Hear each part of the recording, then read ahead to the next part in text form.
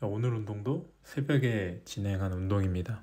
벤치프레스를 하고 그리고 스쿼트는 그냥 한번 올라가고 끝내는 식으로 했는데 이런 정도인 느낌의 스쿼트, 그러니까 자세를 어느 정도 연습을 할 수 있으면서 피로도도 거의 쌓이지 않으면서 오히려 회복에 도움을 줄 수 있는 정도는 자주 가져가면은 오히려 이득이 더 많다고 생각을 합니다. 특히나 자세가 확립이 덜 된 사람 같은 경우에 저는 스스로 스쿼트 자세가 확립이 덜 됐다고 생각을 하기 때문에 이런 스쿼트를 간간히 가져가면서 계속 자세 연습을 해서 더더욱 스쿼트를 잘할 수 있게 해보도록 하겠습니다. 벤치프레스 같은 경우에 허리 라인이 많이 뻣뻣해서 자세가 잘 안 취해져서 평소보다 좀 더 무겁게 느껴졌습니다. 그리고 약간 관절 같은 것도 아침에는 무거운 거를 들기에는 약간 적응이 안 된 느낌이 좀 있었습니다. 그래서 140이 굉장히 무겁게 느껴졌는데 그럭저럭 그래도 볼륨을 채웠습니다. 다음에 새벽 운동을 한다면은 변형 운동을 해서 진행을 하는 것도 좋을 것 같습니다.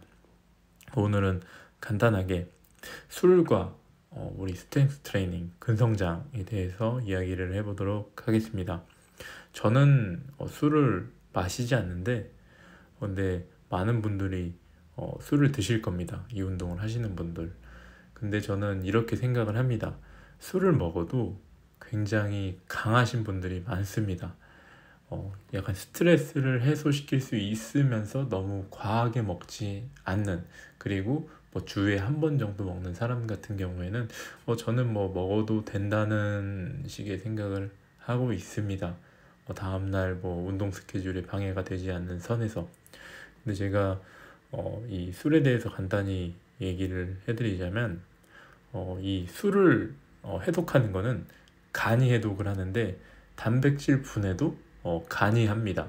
그래서 술을 해독하는 기간 동안은 단백질이 제대로 분해가 되지 않아서 결국에는 이 단백질 합성에 방해가 되는 건 사실입니다. 그리고 술을 먹게 되면은 잠이 빨리 드는데 근데 이게 깊은 수면에는 많은 방해가 된다고 합니다. 따라서 술을 안 먹고 운동하는 게 베스트긴 하지만 스트레스적인 요인을 생각해 본다면은 어느 정도 적당하게 맞춰가는 것도 좋을 것 같습니다. 그러니까 소주 한 병에 알코올이 60g 정도 들어있다고 하는데 이거는 건강한 성인은 6시간에서 7시간이면 다 분해를 할 수 있다고 합니다. 근데 또 보통 먹을 때 한 병 이상 마시니까 그런 게 또 문제가 되고, 더군다나 약간 몸에 피로도가 높거나 이러면은 더 오래 분해가 될 것 같습니다. 그리고 알코올 50g, 그러니까 방금 소주 한 병에 60g인데 알코올 50g까지는 테스토스테론 수치가 그냥 별 이상이 없다고 합니다. 근데 150g, 그러니까 소주 3병 정도 먹게 되면은 테스토스테론 수치가 26% 감소한다고 합니다. 근데 이거는 36시간 동안 감소된 수치가 유지가 된다고 합니다.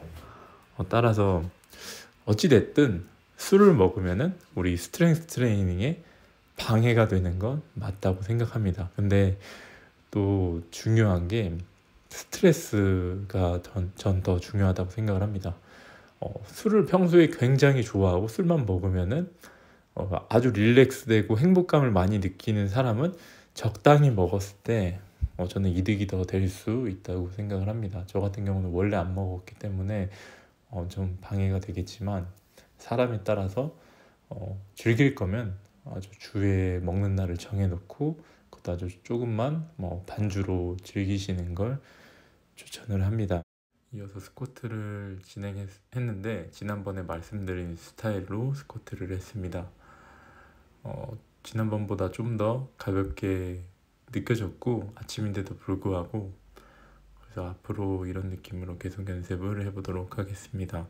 지금 제가 하는 스타일은 약간은 역도에 가까운 스타일인데 파워리프팅식인 자세와 그리고 역도 선수들이 추구하는 자세, 그러니까 둘 다 연습을 하면은 결국에는 더 장점이 돼서 얻는 게 많다고 생각을 합니다. 역도 선수들이 굉장히 무거운 무게를 쉽게 드는 그런 모습들이 있는데 이런 부분에서 분명히 배울 점이 있습니다. 둘 다 잘 둘 다 해보면은 배울 게 좀 분명 많을 겁니다. 오늘 영상은 이렇게 마무리를 하겠습니다. 다음에 또 좋은 영상으로 찾아뵙겠습니다. 감사합니다.